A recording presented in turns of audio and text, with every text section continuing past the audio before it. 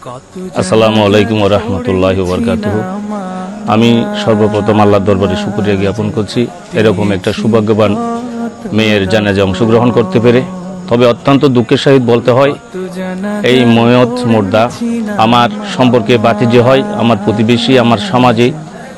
তো ওকে আমরা বেশ কয়েক বছর আগে শ্বশুরবাড়িতে বিয়ে দিই।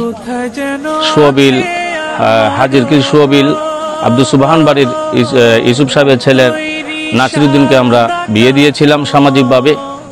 বেশ কয়েক বছর সুন্দরভাবে সংসার করার পরে আমরা জানতে পেরেছি তার সংসারে অসংখ্যবার মেয়েটাকে শারীরিকভাবে, মানসিকভাবে, আর্থিকভাবে নির্যাতনের শিকার হতে হয়েছে।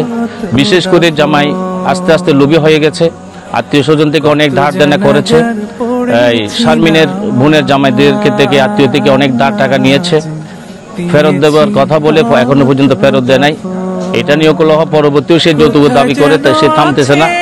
এক পর্যায়ে তাকে শারীরিকভাবে নির্যাতন শুরু করে দেয়। এমত অবস্থায় আমরা জানতে পেরেছি মেয়েটি একটা অপারেশন হওয়ার পরে এই অপারেশন রোগীকে সে টর্চ লাইট দিয়ে মেরে তার ওই জায়গাটাকে আঘাত করার পরে মেয়েটা এমন অবস্থা হয়ে গেছে সেটাকে পচে ক্যান্সারে রূপান্তরিত হয়ে গেছিল। শেষ পর্যন্ত এই রোগীর কোনো ধরনের চিকিৎসা সেবা না দিয়ে তাকে আবারও শারীরিক মানসিকভাবে নির্যাতন করতে করতে গত বেশ 15-20 দিন আগে স্বামী বিদেশ থেকে আসলে ওই মেয়ে তার সংসারে যায়। ইত্যবসরে সে তার এক বন্ধুর কিংবা বন্ধুর বউ বলে তার বাসায় এনে রাখে। আরও মানসিকভাবে টর্চার করার পরে তার আমরা জানতে পারছি তার সাথে তার বাবা এবং মাও সহযোগিতা করেছে, ওই মেয়েটাও সহযোগিতা করেছে বলে আমরা জেনেছি। এমনভাবে নির্যাতন করেছে শারীরিকভাবে। মেয়েটির আমরা জখম দেখেছি, মুখের মধ্যে নীলাফুলের জখম দেখেছি, মুখের মধ্যে দাঁতের ওখানে আমরা ভাঙে দেখেছি এবং অনেক চিরাপাটা দেখেছি, যা দেখলে শিউরে ওঠার মতো। এই অবস্থায় আমরা খবর পেয়েছি, আমাদেরকে যখন সামাজিকভাবে জানানো হয়, আমরা প্রথমে চিকিৎসা নেওয়ার জন্য নাজিরহাট সরকারি হাসপাতালে ভর্তি করাই। তখন ওনারা চিকিৎসা দিয়ে রেফার করে দেয়। পরপর আমরা দুইবারই ভর্তি করিয়েছি। মূলত আমরা প্রথমে ভর্তি করার পরে পুলিশ কেস যখন হয়েছে তখন আমরা মাননীয় আদালতের আশ্রয় নিয়েছি। ওখানে যৌতুকের 303 দ্বারা একটা মামলা রুজু হয়েছে। মাননীয় আদালত এই মামলাটি আমলে নিয়ে আসামি নাসিরউদ্দিনের জন্য একটা ওয়ারেন্ট ইস্যু করে। ওই ওয়ারেন্ট ইস্যু করে গত বুধবারে, মঙ্গলবারে ওয়ারেন্ট করে, বুধবারেই আসামি নাসিরকে হাতে নাতে নাজিরহাট থেকে অ্যারেস্ট করা হয়। অ্যারেস্ট করে আইনের কাছে সুপুর্দ করা হয়। তিনি রোববার পর্যন্ত জেলে ছিলেন। রোববার শুনানিতে মাননীয় আদালত কিছু শর্ত সাপেক্ষে তাকে জামিন দেয়। শর্ত ছিল যে তাদের যদি পারিবারিকভাবে কোনো ভুল বোঝাবুঝি হয়ে থাকে তাহলে চিকিৎসার দায়িত্ব নেবেন এবং শুশ্রূষা করবেন, সেবা করবেন, হসপিটালে যাবেন। কিন্তু সে জামিনে এসে তার উল্টোটাই করেছে। ওখানে হাসপাতালে গিয়ে আরও উল্টোভাবে মানসিকভাবে টর্চার করেছে। টর্চার করার ফলে মেয়েটি অসম্ভবভাবে ভেঙে পড়েছে মানসিকভাবে।